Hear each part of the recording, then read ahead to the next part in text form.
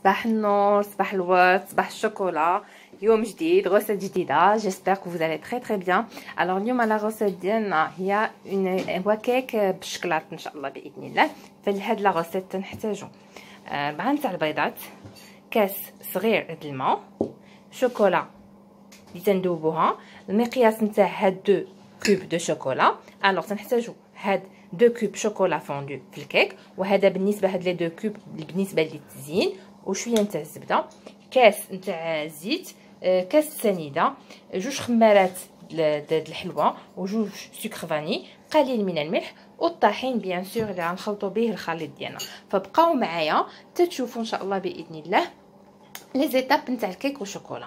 وبيان سور ان مول اللي غادي ندخلوه الفران تندهنوه بالزبده وتندردروا عليه شويه نتاع الطحين باش ما تيسقناش لو كيك ديالنا.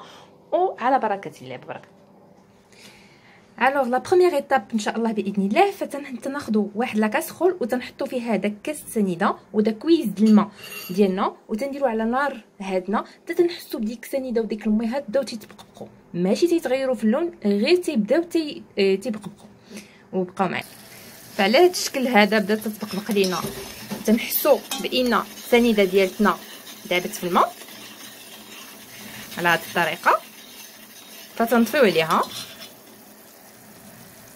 الوغ من بعد ما طيبنا السكر ديالنا في الماء، فحنايا تنحطوه في واحد الكاس وتنخليوه يبرد. تنديرو الخليط ديالنا، تناخذوا البيضات ديالنا وتنديروهم فين غادي نخلطوهم على هذاك الشكل.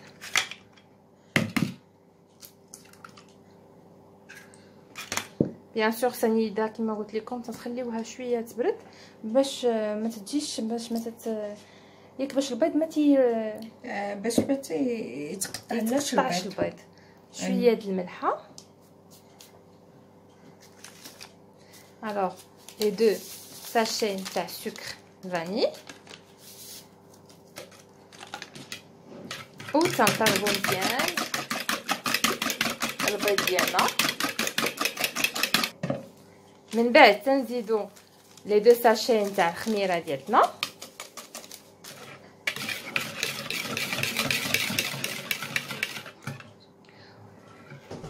ومن بعد تنزيدو سنيده ديالتنا في داك الخليط وتنطربوه مزيان. من بعد تنضيفو الزيت ديالنا، فهداك الكاس ما عامرش كامل، بون تيكون شويه الفوق شويه ما تعمروهش كامل. ومن بعد تنضيفو الطحين ديالنا الكافي تتحسوا بان العجين ديالكم بدا تيتقال. من بعد ما رجع الخليط ديالنا على هذا الشكل هذا، فتنضيفوا له لو شوكولا ديالتنا فوندو على هذه الطريقه بشي سباتول نتاع ميكا باش تيهبط كلشي من لو بول. تنبداو نخدموه. فهاد لو كيك والشوكولا تيجي كيك بشكلاط زوين ولذيذ، تيعجب الدراري الصغار سورتو لي زانفون. فمن بعد ما اون ميلونجي الخليط ديالنا، فتنحاولوا نديروه في لو مول ديالنا، وتنكونوا مسخنين الفران ديالنا على درجه هادنا، وتنخليوه يطيب. ومن بعد تنزينوه. فبقاو معايا تشوفوا مراحل تاع تزيين الكيك ديالنا. فواحد الطريقه هي بان ملي تدير لو ميلونج ديالك في لو مول، فانك تحاول انك تطبطيها باش دوك لي بول ما تيبقاوش في وسط الكيك وتيخرجوا الفوق. ما بردت لنا الكيكه، خرجنا من الفران وبردت لنا، فحنايا درنا ان با مارين اللي ذوبنا فيه لو شوكولا مع شويه نتاع الزبده وشويه نتاع الزيت باش تبقى لو شوكولا ما تتجمعناش تجينا مطلوقه. وتنبداو هذا نيطاليو لو شوكولا ديالنا على لا سيرفاس نتاع الكيك ديالنا بهذه الطريقه هذه. فهاد لو كيك تيجي زويون، وتا لو شوكولا ملي تجي تقطعي لو كيك ديالك لو شوكولا ما تيتزقرطش، تيبقى قابط لا فورم ديالته. وبقاو معايا تشوفوا الشكل نتاع التزيين. وملي تنوصلوا لي بور تحتانيين تنحاولوا نيطاليوهم حتى هما بهذه الطريقه هذه. و سي على ديك لا سباتول هي اللي تتسهل علينا ليطالاج. فضروري تكون عندكم اون سباتول هكاك طويله باش تجيب حتى هذاك لا سيرفاس نتاع لو شوكولا مقاد. الوغ من بعد ما انا درنا لو شوكولا على لو كيك ديالنا كامل، فحنايا اون شوازي اون ميثود باش اننا نزوقوها. فداك لو شوكولا اللي بقالنا خدينا ان تروك بلاستيفيي هكا ودرنا دي بتيت غوت دو شوكولا هكا اللي نخليوهم يبردوا. ابري اون فا ديكوري به الكيك. السلام عليكم ورحمه الله وبركاته. غوسيت لا غوسيت ديالنا الثانيه ان شاء الله، وهي عباره عن بسبوسه اللي تندخلوها الفران طيب، واللي تتكون من سميده رقيقه وكاس سميده غليظه وكاس صغير من الكوكو وكاس صغير من الزهر وخميره ارزه قليل ملح وكاس صغير من الزيت وبيضه واحده. هاد المكونات كاملين تنقبطوا وتنخلطوهم في الخلاط ديالنا، وتنكونوا موجدين مول ديالنا اللي تنكونوا دهنينو بالزبده. مي قبل ما تنديروا هاد الخليط هذا كامل، فحنايا تنوجدوا ان سيرو اللي غادي يتسقى به لانه خاصو يبرد.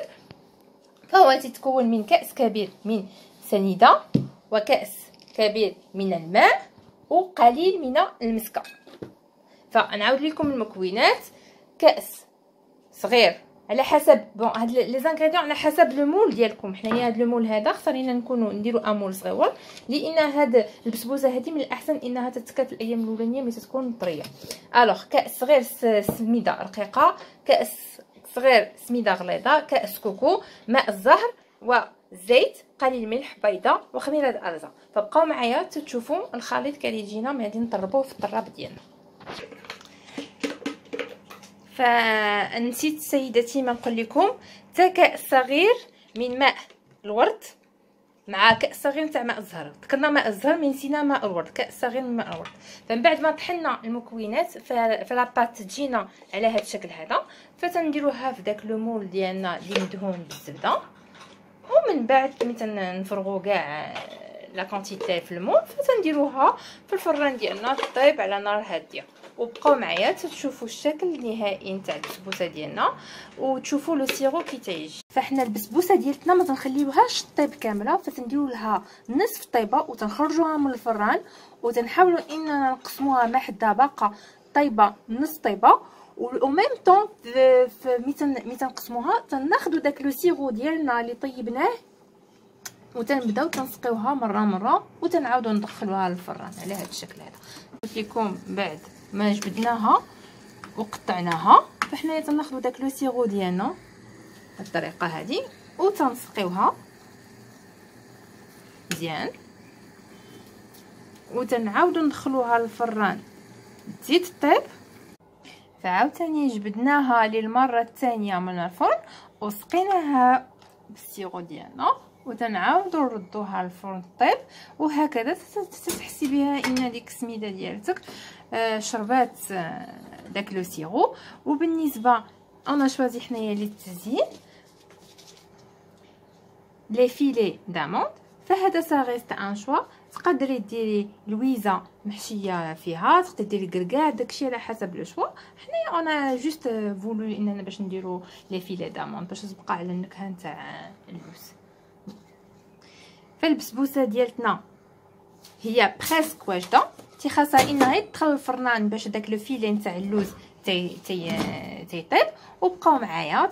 الوغ سيداتي هادو هما الاطباق نهائيا تاع اليوم. الكيكه بالشكلاط اللي زوقنا كما لاحظتوا في لي بور ديال الكيكه ديالتنا بداك لو شوكولا، ودرت لنا شويه نتاع سكر غلاسي. وهذه هي البسبوسه ديالتنا اللي تنوجدوها في الفران. وتنتمنى تكون هاد الوصفات تنال الاعجاب ديالكم وبون ابيتي و